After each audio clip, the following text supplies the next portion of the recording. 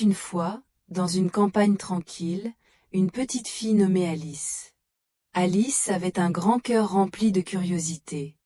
Ses cheveux blonds descendaient en longues vagues sur ses épaules, et ses yeux brillaient comme des étoiles chaque fois qu'elle découvrait quelque chose de nouveau. Elle aimait poser 1000 questions, courir après les papillons, écouter le chant du vent et rêver à des mondes extraordinaires. Ce jour-là, elle portait sa robe bleue préférée, avec un tablier blanc et de petites chaussures noires qui claquaient doucement sur l'herbe. Cette tenue, Alice l'adorait, elle avait l'impression d'être une véritable exploratrice chaque fois qu'elle la portait. Un après-midi ensoleillé, Alice s'allongea dans un pré fleuri, près de sa sœur qui lisait un livre très sérieux. Alice, elle, s'ennuyait un peu. Les pages remplies de mots sans images ne l'attiraient pas vraiment. Elle fixait les nuages et s'imaginait qu'ils prenaient la forme de dragons, de châteaux et de bateaux volants. Soudain, quelque chose d'extraordinaire arriva.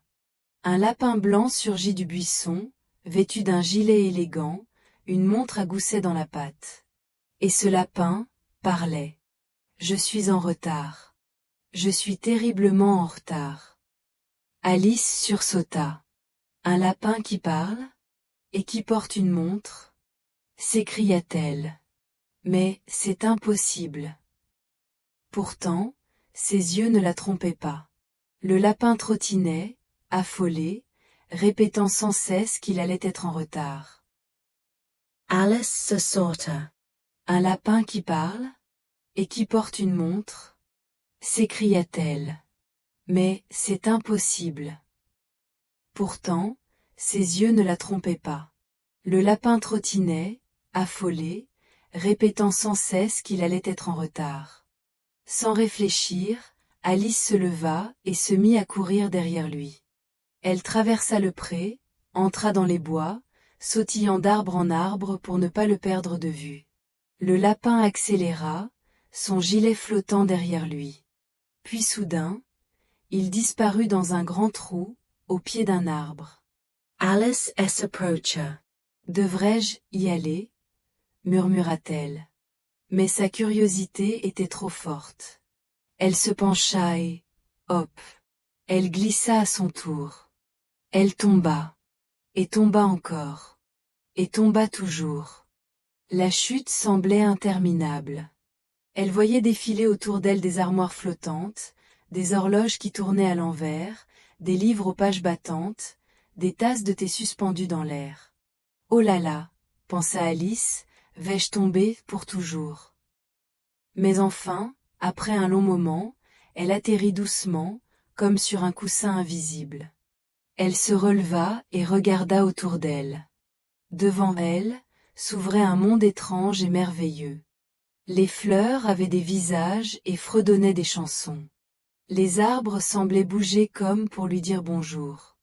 Le ciel changeait de couleur à chaque clignement d'œil, bleu, puis rose, puis vert.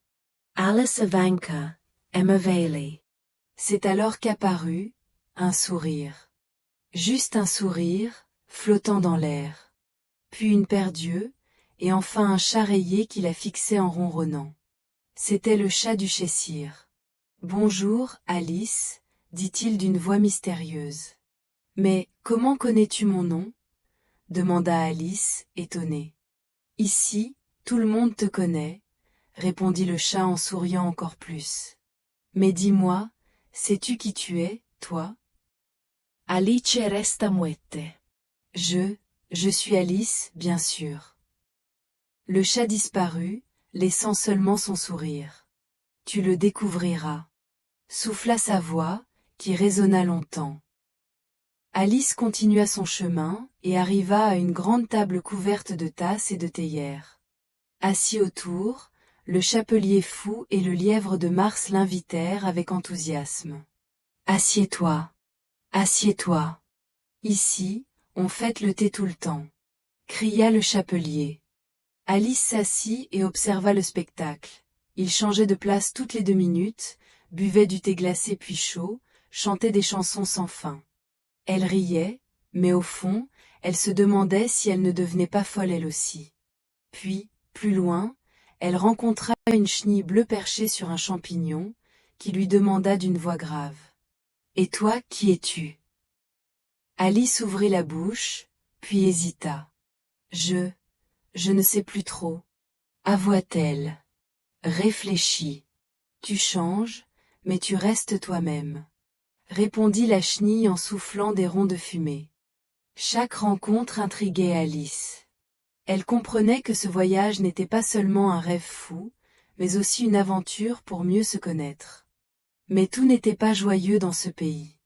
Alice arriva bientôt devant le château de la Reine de Cœur.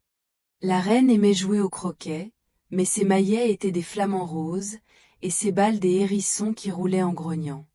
La reine criait sans cesse. Qu'on lui coupe la tête.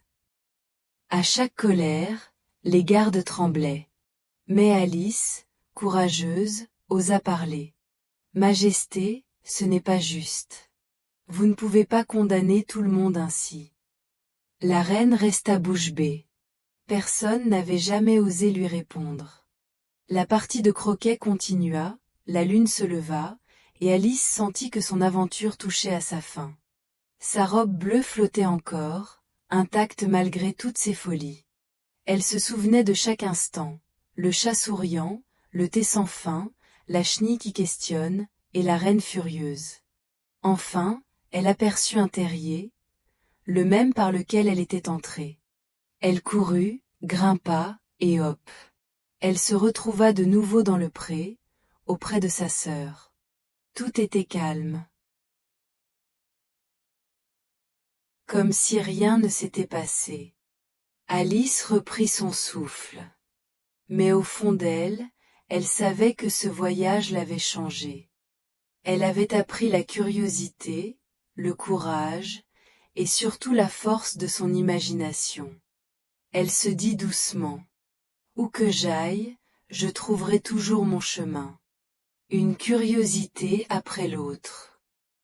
Et dès ce jour-là, Alice ne fut plus jamais une simple petite fille rêveuse. Elle devint une aventurière, prête à vivre 1000 autres merveilles. Leçon à tirer de cette histoire en un. 1. La curiosité comme moteur de l'aventure. La première leçon que l'on peut tirer du conte d'Alice est l'importance de la curiosité. Dès les premières pages, Alice se distingue par son désir de découvrir et de comprendre le monde autour d'elle. C'est cette curiosité qui la pousse à suivre le lapin blanc, à s'aventurer dans le terrier et à pénétrer dans un monde inconnu et étrange. Dans notre vie quotidienne, la curiosité est également un moteur indispensable de l'apprentissage et de l'innovation. Elle nous pousse à poser des questions, à explorer de nouvelles idées et à ne pas nous contenter de ce que nous savons déjà. L'histoire montre que la curiosité peut être un facteur de risque. Alice tombe dans un trou inconnu et se retrouve confrontée à des situations parfois déroutantes. Mais c'est précisément cette prise de risque qui permet la découverte, la croissance et l'apprentissage. L'exemple d'Alice nous enseigne que s'ouvrir à la nouveauté et ne pas craindre l'inconnu sont des attitudes essentielles pour progresser. L'aventure d'Alice illustre que la curiosité doit être accompagnée d'audace et de confiance en soi, sans quoi nous risquons de passer à côté d'opportunités uniques. 2. L'adaptabilité face à l'inconnu. Un autre enseignement majeur concerne la capacité d'adaptation. Alice rencontre des situations absurdes, des règles illogiques et des personnages imprévisibles. Le pays des merveilles est un monde où les règles changent constamment. Des animaux parlent, les objets se comportent bizarrement, et les événements défient toute logique. Face à ces changements, Alice doit rapidement apprendre à s'adapter. Cette capacité à s'ajuster est essentielle dans la vie réelle. Nous sommes souvent confrontés à des situations inattendues, à des environnements changeants et à des contraintes imprévues.